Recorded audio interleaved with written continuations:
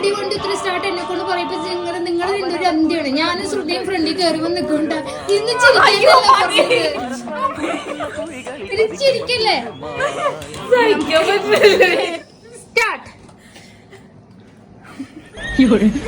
Ready 1 2 3 start. അതെ ready 1 2 3 start.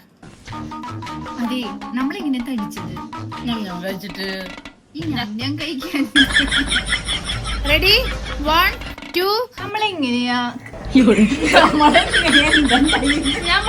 3 start.